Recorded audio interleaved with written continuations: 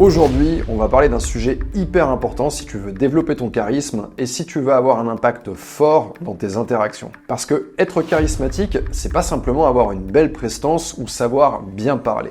Ça va beaucoup plus loin que ça. Il y a plein de subtilités, comme la façon dont tu gères ton énergie, tes transitions émotionnelles et même les silences que tu laisses dans une conversation. Et ouais, tout ça, ça compte.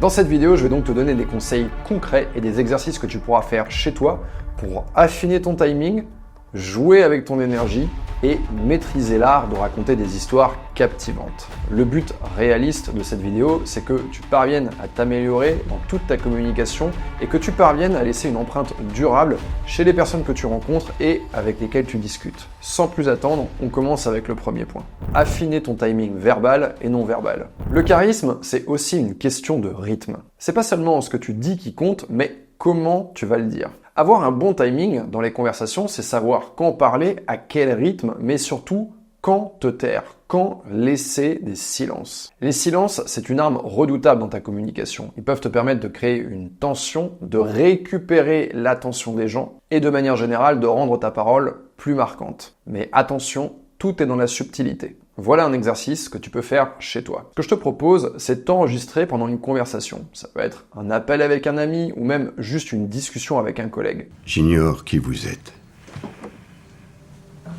J'ignore ce que vous voulez.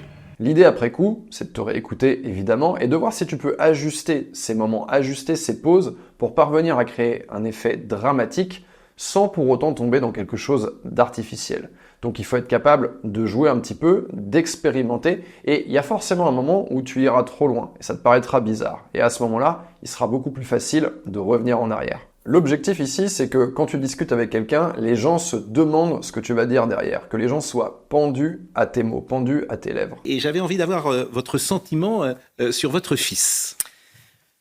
Ah là, vous touchez beaucoup à l'essentiel, mais bon. D'abord, je vais vous dire une chose. J'arrive pas à le regarder en direct. Je peux pas. Comme lorsque Jean, qui a un talent énorme, avait été pris dans une politique honteuse par Madame Royal, honte à elle. J'ai pas pu regarder en direct. Je les aime trop. Je peux pas. Donc je regarde après. Je suis fier de lui, de son courage et de son talent. Bien placer un silence, ça peut rendre une histoire complètement banale beaucoup plus intéressante. Regardez cette phrase. J'étais en train de rentrer chez moi, mes courses à la main en train de transpirer quand tout à coup, au détour d'une rue, j'ai croisé ta sœur. Bon, aucun effet. La même chose maintenant.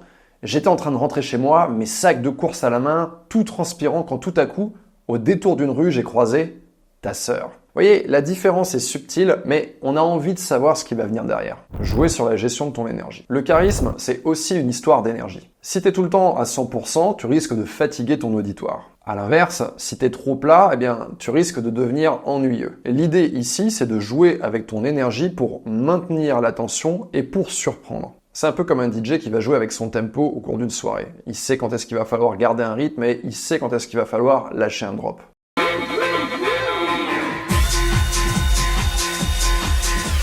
Un exercice pratique que tu peux faire, c'est t'entraîner à monter en puissance. Tu vas le faire sur certains sujets, puis ensuite, tu vas redescendre de manière subtile. Par exemple, tu parles avec fougue, avec énergie, avec passion d'un sujet qui t'intéresse, qui te prend aux tripes, et puis tout à coup, tu redescends sur quelque chose de beaucoup plus léger. What is your sign, Margot?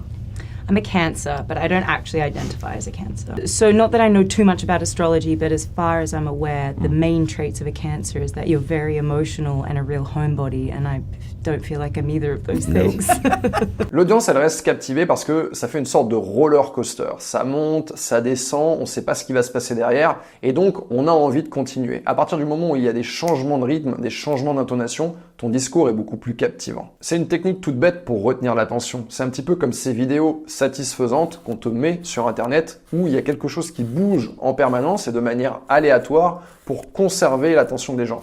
Tant qu'il y a du rythme, tant qu'il y a un mouvement, tant qu'on ne peut pas prédire ce qui va se passer derrière, on reste bêtement accroché. Si tu appliques ça à ta façon de parler, ça va avoir un effet dévastateur. Dominer les transitions émotionnelles. Ici, on va apprendre à faire une transition fluide et naturelle d'une émotion à une autre. Quand on est capable de faire ça, les gens vont dire de nous qu'on est sincère, qu'on est naturel, qu'on est fluide. Un bon communicant sait comment passer d'un moment intense à un moment plus léger, ou inversement, sans que ça paraisse brusqué ou forcé. L'exercice pratique qu'on va faire ici, c'est de jouer sur les contrastes durant tes conversations. Par exemple, tu peux commencer par parler sérieusement d'un sujet important, puis passer doucement à une touche d'humour ou à une remarque beaucoup plus légère. My father passed in 2016. Somehow after he passed, I got free. You know, there were things I just never would have talked about from my childhood. My father was, you know, the greatest man I've ever known. He also had some issues. It was really a double-edged sword. You know, after he passed and you know, I guess I felt like I had suffered enough in my life that I could give advice. You know, you can't give advice until you've earned it. It's really great to actually have to go back through and look at your life. And there's so many things that we all have that we refuse to look at. We refuse to talk about. Our family acts like it never happened, you know. Trust me, I'm Irish. Yeah. Hey, Jimmy, what's that under the rug? Nothing. Nothing. Yeah. Just leave that there. Just put your drink on it. You right? Exactly right. Yeah. L'idée en travaillant cet exercice, c'est que tes transitions, elles deviennent invisibles à l'œil nu et que ton interlocuteur, ton interlocutrice ne se rendent pas compte en fait du changement émotionnel.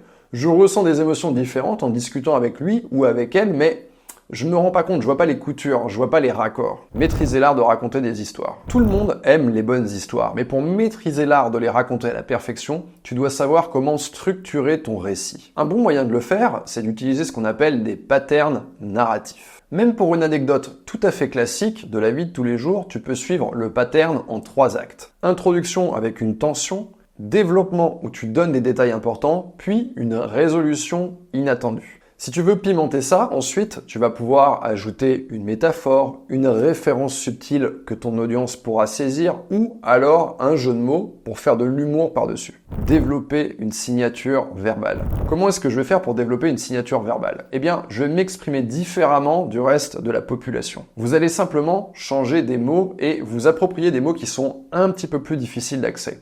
Au lieu de dire à une personne « t'es incroyable », vous allez dire « t'es renversante ». Ce simple petit changement de mot pour un mot qui est beaucoup moins utilisé va marquer les esprits des gens. Ça va devenir votre signature verbale. Vous pouvez le faire sur des mots, vous pouvez le faire sur des expressions, vous pouvez également le faire sur des tournures de phrases. C'est un petit peu le squelette de votre langage, pour ainsi dire. Vous voyez, je viens de le faire. Pour ainsi dire, c'est quelque chose que j'utilise personnellement beaucoup dans ma façon de parler, que ce soit verbalement ou à l'écrit. À vous de trouver les expressions qui vous vont bien, les structures qui vous vont bien et le vocabulaire qui est cohérent avec votre personnalité. Bien sûr, tout le monde ne peut pas s'approprier les mêmes mots. Un même mot dit par une personne de 20 ans ou une personne de 60 peut sonner complètement différemment. On arrive à la fin de cette vidéo. Je sais, t'es triste, mais ne pleure pas, tout va bien, car si tu regardes dans la description, tu trouveras un lien. Et ce lien va t'emmener vers une vidéo de coaching gratuite. Et ce coaching va te donner des conseils pour devenir une personne inoubliable.